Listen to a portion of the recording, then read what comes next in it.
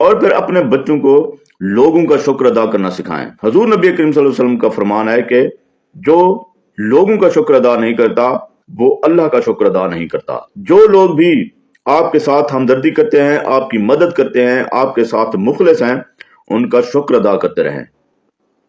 اپنے والدین کا شکر ادا کریں، اپنے بہن بھائیوں کا شکر ادا کریں، اپنے رشتہ داروں کا شکر ادا کریں، اپنے دوستوں کا شکر ادا کریں، اور جو بھی جب بھی آپ کی مدد کرتا ہے اس کا شکر ادا کریں اور اس کے احسان مند رہیں۔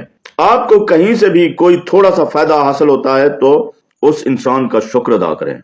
اپنے بچوں کو سکھائیں کہ اسکول میں اگر کوئی آپ کی ہیلپ کرتا ہے، اپنے کلاس فیلوز کا شکر ادا کریں، اپنے ٹیچرز کا شکر ادا کریں کہ وہ آپ کو پڑھاتے ہیں، خود سے بڑوں کا شکر ادا کریں اور خود سے چھوٹوں کا بھی شکر ادا کریں۔ جب انسان کا شکر ادا کرتا ہے تو آپسی محبت بڑھتی ہے، احترام پیدا ہوتا ہے، لوگ ایک دوسرے کے ممنون ہو جاتے ہیں، نفرتیں ختم ہوتی ہیں، محبتیں پروان چڑھتی ہیں۔ اس لیے تو اللہ کو شکر گزاری بڑی پسند ہے۔